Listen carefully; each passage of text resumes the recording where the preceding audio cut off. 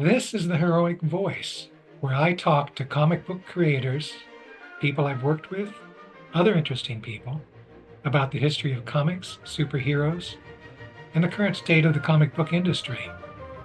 I also discuss current and upcoming projects, current events, and any other topics my guests might be interested in talking about.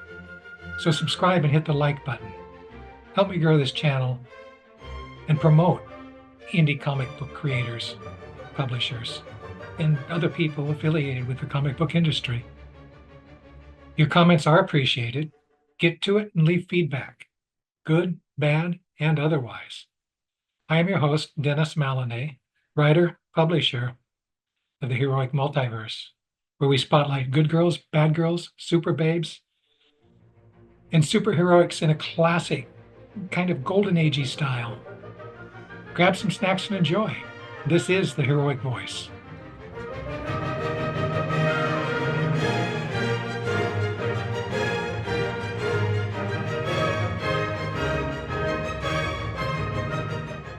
It is June 8th, 2024. This is the second Heroic Voice, where we talk to comic book creators, other interesting people about history, philosophy, how they got into the industry, what projects they've done in the past, what their favorite stuff might be, what hassles they may have had, and what they're planning to do in the future.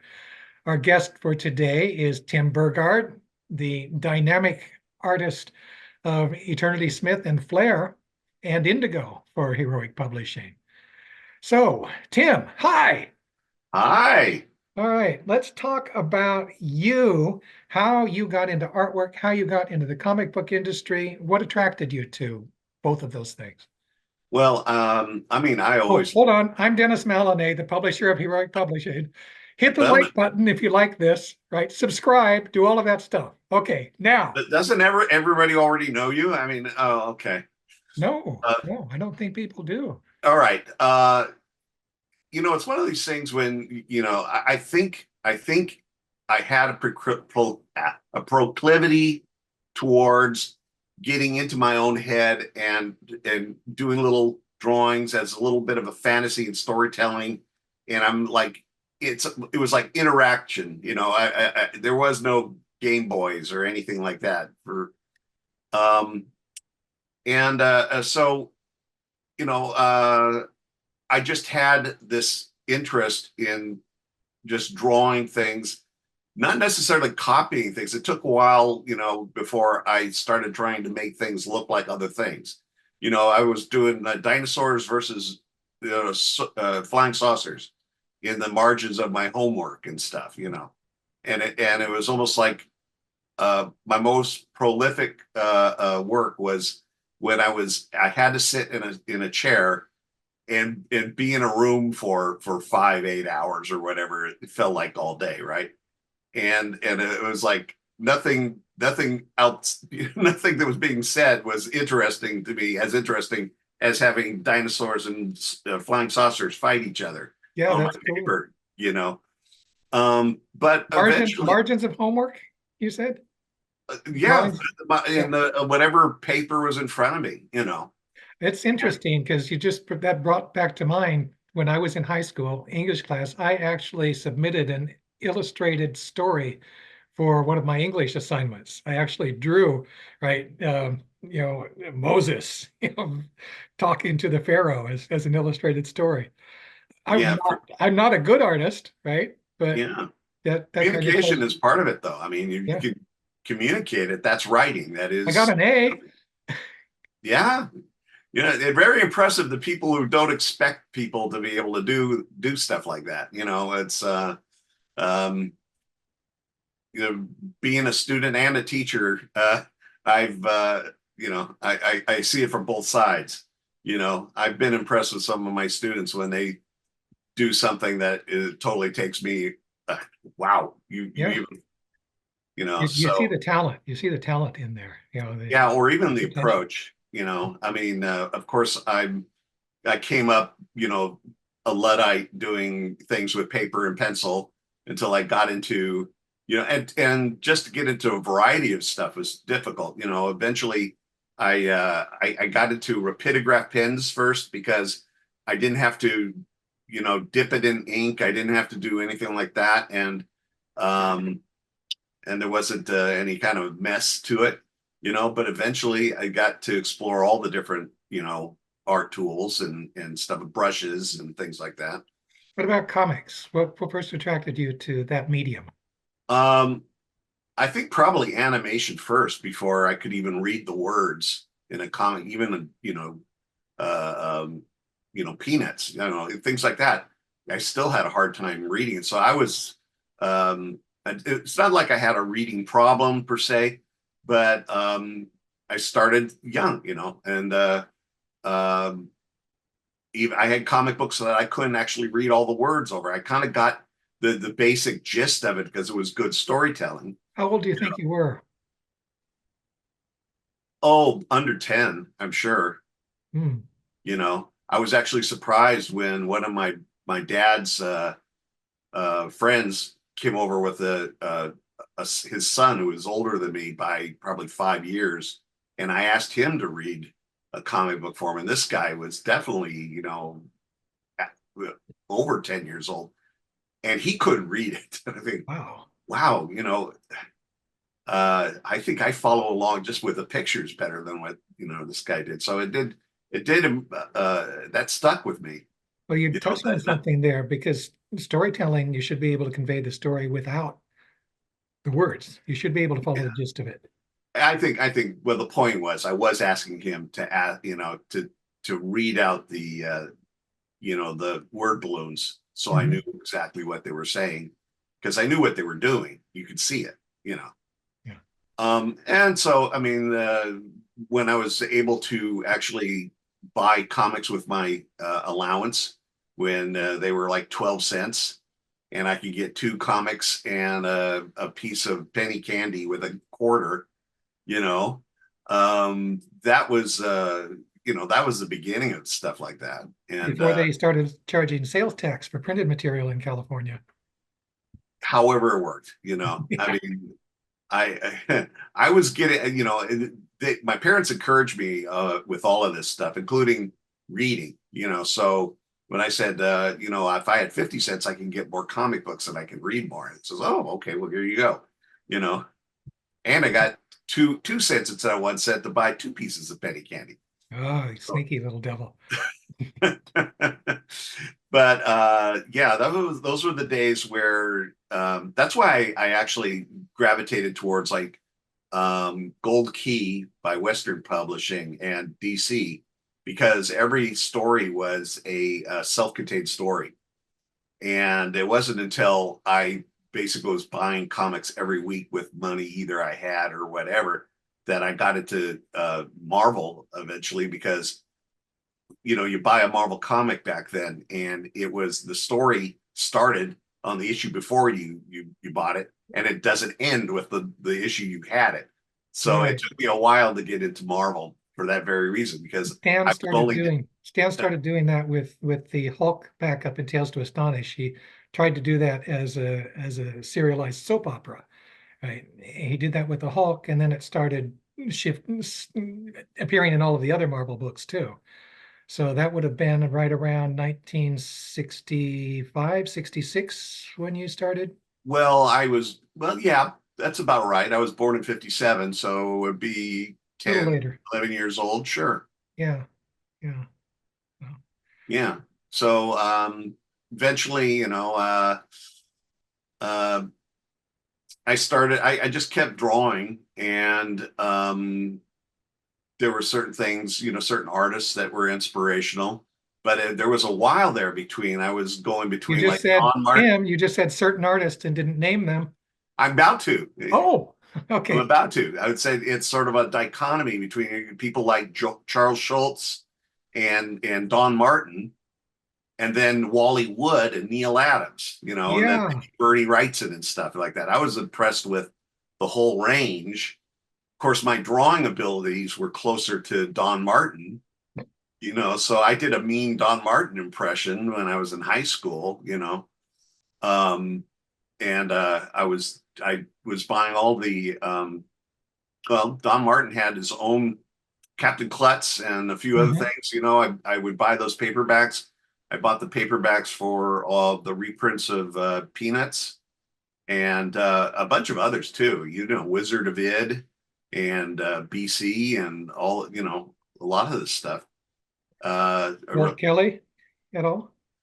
They weren't really available. No, I mean Walt Kelly was not in being printed. At least not in the. It wasn't in the book departments of like Broadway or Montgomery Ward or whatever. We didn't even have like a you know, a Walden's or any you know, specific bookshop. What about the Duck Mall. comics? You would have been starting to read right at the tail end of Carl Barks' run on those. Did you ever discover those when you were a kid? Not really, because he wasn't in the LA Times Sunday paper, Oh, yeah, that's which true. was also pissed me off because I knew that, you know, occasionally my grandma, I saw her Sunday paper and the Herald had the Tarzan. And I Yeah. love Tarzan, but Tarzan was not in I don't think there weren't really that many adventure strips No, there weren't. there, you know, at The least LA not Times, fantasy types, you know. the Times had a couple of adventure strips, but it was mostly, even back then, the humor strips. Oh yeah. Dondi was there, I remember when I was a kid. Um, Closest it came was, I think, Ricochet was about the closest Rick they came to like Ricochet an started adventure. as a humor strip, and it, I guess by the time you started reading it, it kind of evolved into a more serious thing with much more focus on hip shot than Yeah, Rick himself. yeah, The Times did run, or was it the Herald Examiner that ran the Prince Valiant strip on Sunday? yeah. If I saw it at all, if it was the guy that I think it was, this is post uh, Hal Foster, and that guy, what was it, Murphy? I don't remember. Um, it was very stale. You Oh, know, his style didn't impress me at all. You know, I remember seeing it and just not being that impressed with it. Plus, it was I guess, you know, as a holdover from those old days where you could do these impressive, you know, castle shots and everything else that Al Foster did. This guy basically just used the space but didn't do much with it, you know. So I mean, there might be fans for that guy, but I wasn't one of them. uh-huh. So comic books. How did you Yes. slip into that? Well, I mean, it got more. Uh, Luckily, I mean, I had the opportunity of getting hand-me-downs from my cousins, and although I had a lot of girl cousins, so I ended up with a lot of Archies and stuff. But I was reading everything. I loved the old Dennis the Menace uh, Oh, yeah, comics, yeah, and the artwork to me was better than the Sunday stuff, which was, I think absolutely it even was. then was, Yeah. I think they may have had like multi-panel on Sundays, but it was generally a one panel type of thing. But in the comics, you really got to explore these characters, and those guys were amazing. I found out years later that they worked at Hanna-Barbera.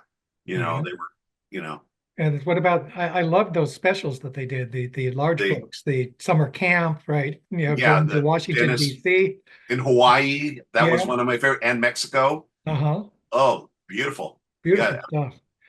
In the first edition of that Washington, D.C. strip, Caroline Kennedy actually made an appearance. Do you remember that? No, I don't, I don't, it's been a long time. Dennis snuck upstairs and a little girl caught him, right? It was Caroline Kennedy. In the later editions after the assassination, they edited that out, but Oh. I remember that in the first edition. I sort of remember certain things that, like for instance, Dennis in Mexico helping a little girl selling chilies, you know, off to the side of the and saying, "Get your hot chilies here," and some guy, you know, tries it and his mouth explodes into fire, and Yeah, you know, and he's getting, you know, he's getting mad at Dennis and the girl, and Dennis, you know, defends her and all that kind of going, wow, this is something different, you know. This is like this kid is a saint, you know, and he's also a menace. yeah, he's also a menace, but mostly to Mr. Wilson. Uh, And Mr. Okay. Wilson, all of the characters. I mean, all of all the little side characters like his pal Joey and Margaret. Gina. They were all they were just ciphers in the comic Yeah. strips, but in the comic books, they were fully rounded characters. Gina You know, was actually introduced in the comics. She's the little Italian girl. She didn't appear in you know. the comic strip until much later. Yeah, yeah, I remember. Yeah, so I mean, I was reading the superhero stuff. I was reading the what you would call the ghost comics from Gold Key, like Boris Karloff presents the Twilight Zone, and Mhm. what was Ripley's Believe It or Not, you know. Then they had stuff like Voyage to the Bottom of the Sea. That was, those kind of things, and of course Tarzan, and Korak, Son of Tarzan, and Lost in Space, which confused me because it had nothing to do with the TV show, but apparently they were first. Space Family Robinson, That's right. right? And they stole it for the TV show, and they Yeah, made a deal that allowed the Gold Key comic to use that Lost in Space logo yeah. by way of compensation. But it Um, was interesting, meeting some of the artists. Like Dan Spiegel did a ton of the stuff that I was buying, and Russ Manning and Mike Royer and all these guys. So, what was your first comic book job? Do you remember? my first comic book job, um, I'm trying to remember if it was doing something for Pacific Comics or if I did some ghosting and assistant work for Rick Hobart first, I because couldn't tell you. could But be either one. this was after you were in animation, right? Is No, no, no. it's before you were Actually, in. having some comic book printed was what helped me get in as myself, just me, with working at Hanna-Barbera. By that time, I already had done some work. It was with either for DC or for you. I don't know. But I had already did some ghost work and stuff for helping out with backgrounds and things with inking backgrounds and stuff with Rick Hobart when Rick was inking Mhm. some stuff for DC, and I think that was after college because I also went to uh, Pacific Comics in San Diego, and I got a couple of jobs. I did they had a anthology book called Vanguard that I wrote and drew and inked and colored a story for, and then I also did the same thing for a backup called Edge of Chaos, which is Gray Morrow's take on Hercules, and I did a backup on that, and that was for Pacific, and of course those were creator owned things. So some of my first stuff was creator owned. Well, here's the first thing that you did with Heroic. Uh-huh. Yeah. Was that Heroic or was that That was well, it was Renegade Press that published. Renegade Press? That's what I But thought. we were basically doing all of the editorial stuff. So it was essentially, you know, from me. You know, Yeah. yeah. Denny Lubert, you know, gave us the go ahead to do it, which was great. And then she just stepped away, which was also great. You know, so Mm-hmm. unlike the experience I had, with the Champions book at Eclipse, right? Denny was great, gave us free reign to do basically whatever we wanted to do. So, I love Yeah, that. I And remember behind me, right there's Smith. That's a Tim Burgard drawing of Eternity Smith and Flair. yeah, I did a lot of pinups and stuff. I sometimes forget. I actually forgot that one. Yeah, so that was a cover. That's the cover. And this one also has your first solo Indigo story in it, right? Yeah, yeah. I mean, we've hopefully we're going to finish some stuff there. I mean, we got to a point where where we could leave it alone, but I wanted to go into the next portion, bringing more Japanese Well, let's mythology. talk about that for a minute then. Indigo is a project that was started way back when. Remember, Eclipse got flooded out? one Yes. spring, and Mark Evanier had the idea of doing a benefit book for them. So Rick and I got together, used a concept that Dave Berg, my vice president at Heroic Publishing, came up with for Indigo. And we did a little 6-page story introducing Indigo using one of the characters from the Attorney Smith comic, Breeze, as his niece, right? Mhm. But then Eclipse Dean said, we don't really want a benefit comic book. And the whole project was canceled. So it ended up appearing in an issue of Eternity Smith. And then Yeah, I inked it. I inked it. uh-huh. And then we did another one and then another one. So there were actually like 2.5 Indigo stories that were done. And you and I are both, not satisfied that we never went any farther with it. Certainly Dave is not happy that it never went farther. Yeah, it's So great. It tied into things that I was interested in. And since that had been published, I had a chance to visit Japan, and I've had a chance, to explore Japanese mythology a little bit more. And there's a rich amount of stuff there that, I mean, Stan Sakai with his book, Usagi, touches on it too. yeah. And he treats his subject fairly seriously, even though his style is cartoony.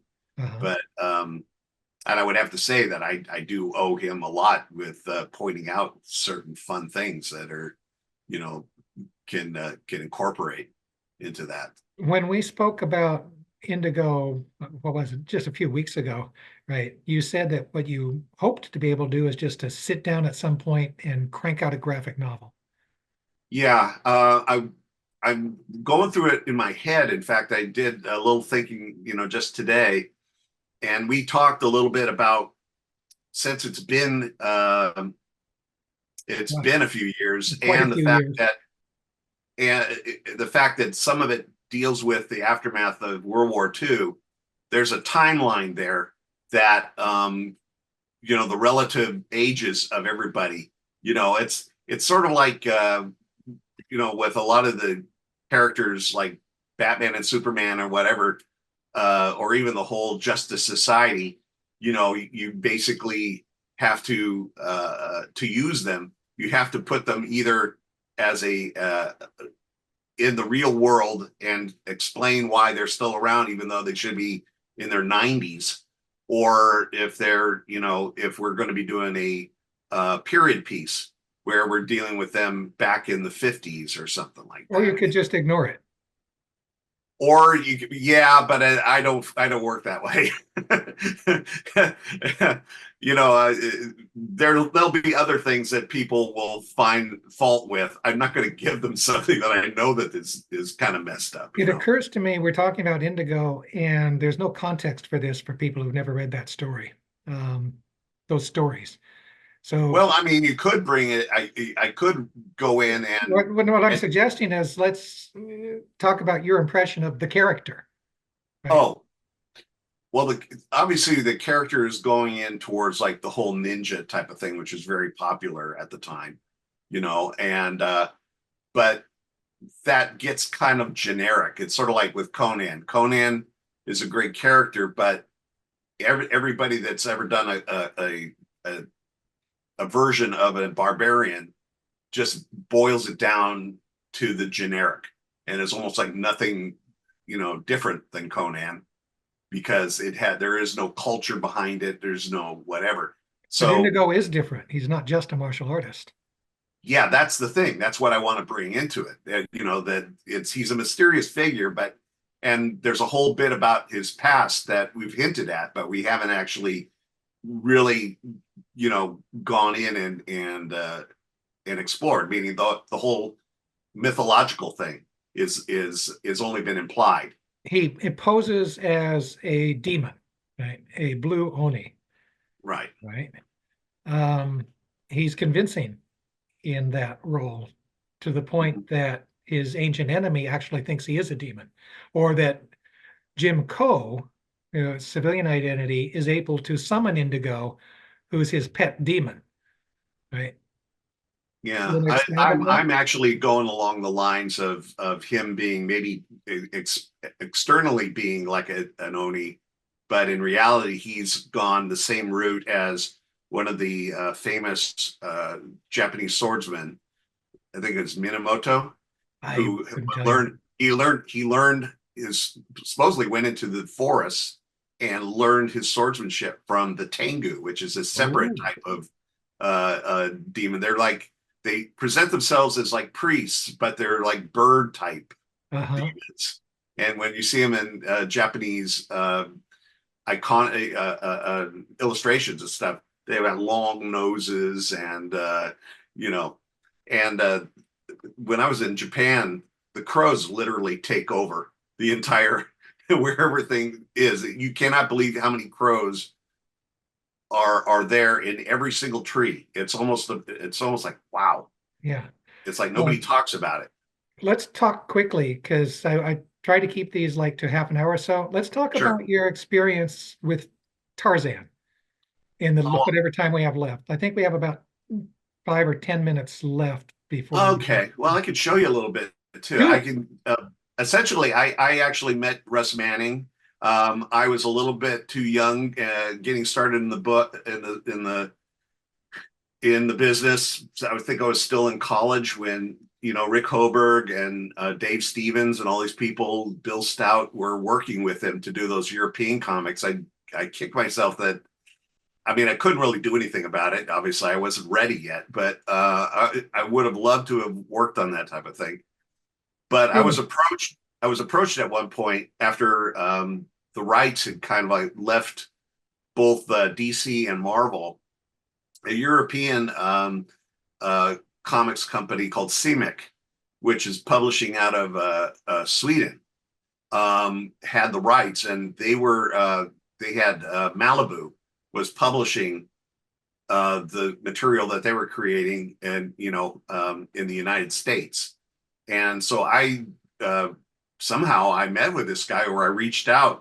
I proposed several stories, and he liked one that I wanted to do. And I'll go ahead and I'll show you Yeah, pop it up. right now. This is Ooh.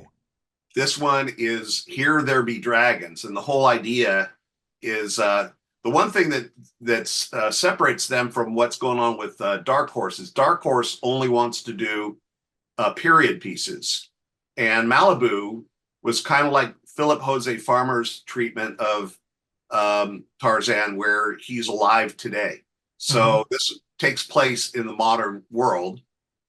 And I got a prologue that my friend Paul Power did a layout for me, kind of just to kick my ass to get it started. And I did the finished artwork. I love Paul. He's great. And the whole idea is that uh,